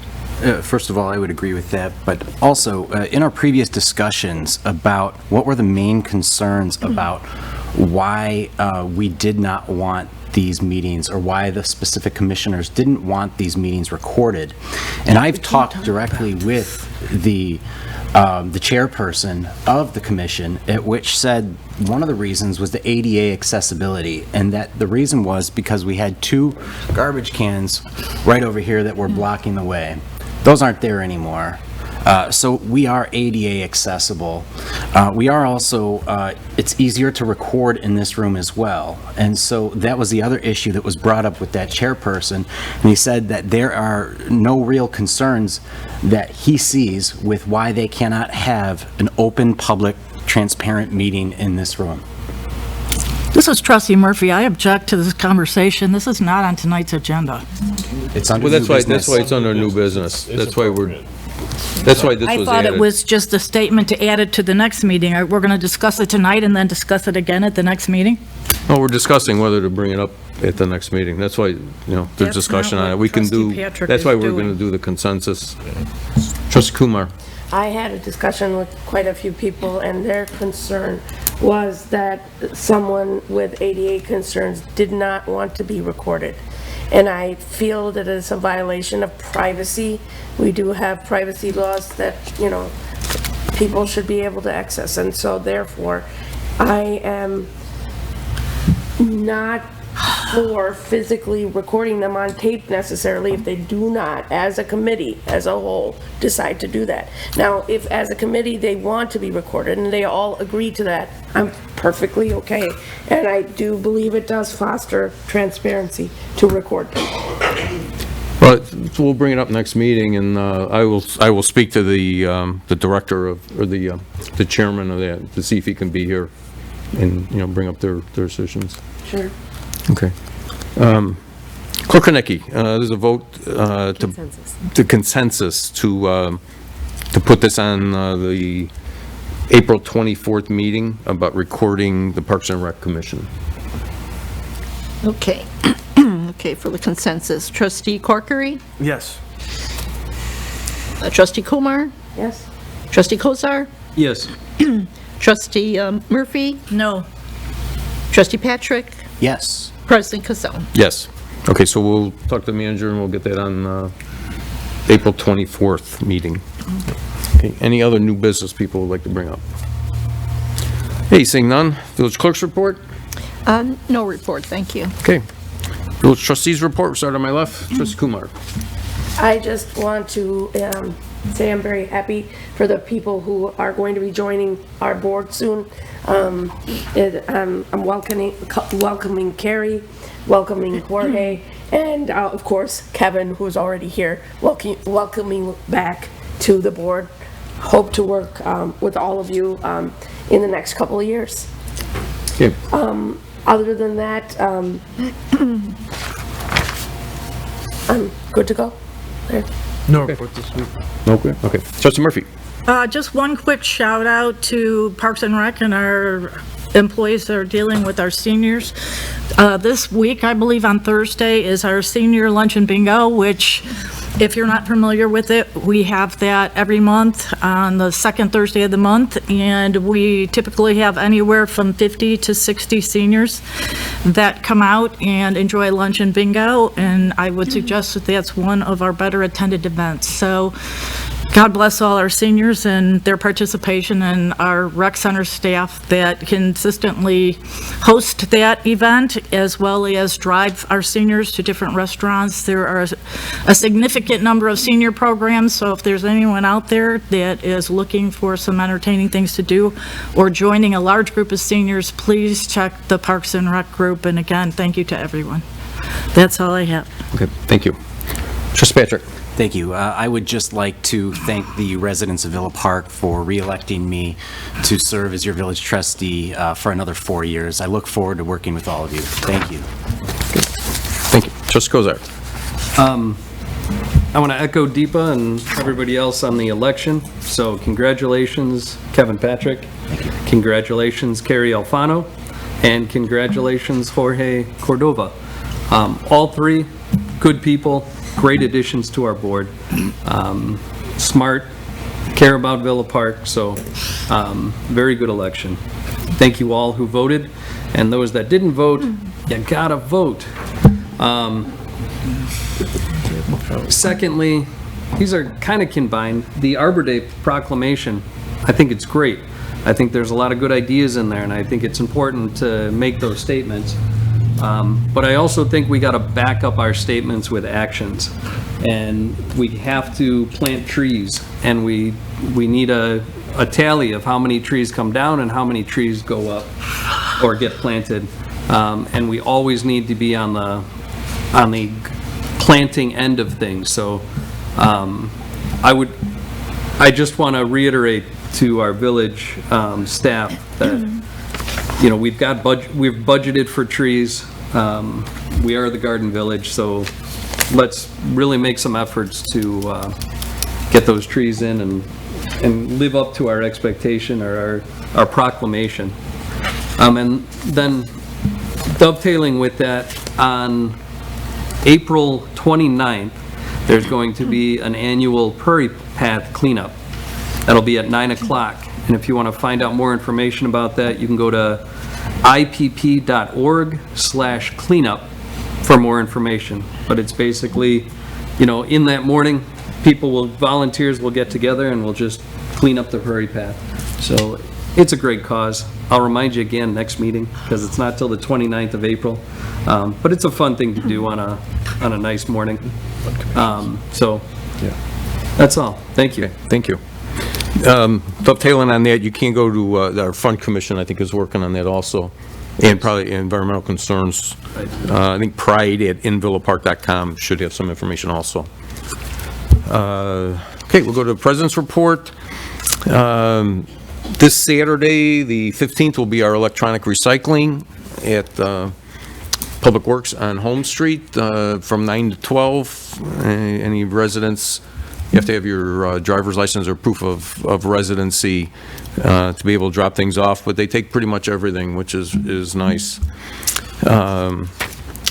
And Manager Harline and I are road tripping down to Springfield April 19th and 20th with DuPage managers and mayors. It's their annual Drive Springfield, where we get to meet with our state legislators and try to strong arm them on giving us money. This year we also are, they have set up a meeting with Governor Pritzker, particularly talking about the LGDF, the Local Government Distributive Fund, which we'd like to get back to 10%. I think it's currently at 6%.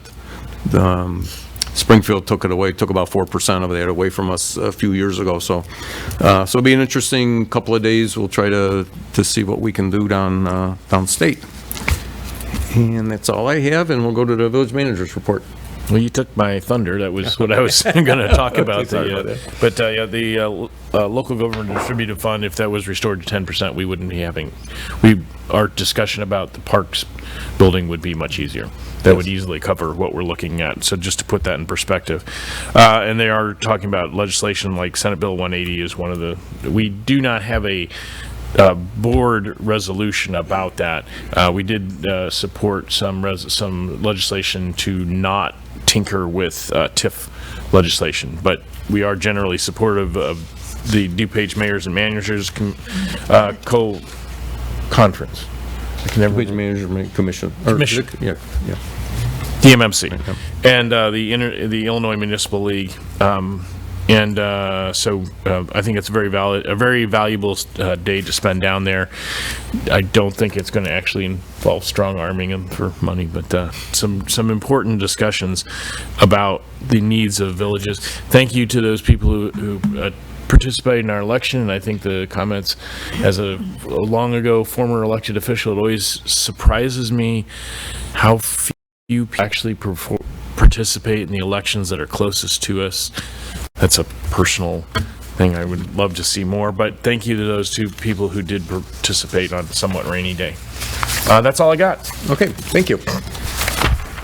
Item 18, executive session, we have nothing on for this evening. We'll go to item 19, adjournment. We have a motion to adjourn. I'll make that motion. Trustee Chorkry, second. Trustee Kumar, all in favor? Aye. Okay, so we will see you, everybody, April 24th. Have a good couple of weeks and enjoy this beautiful spring weather.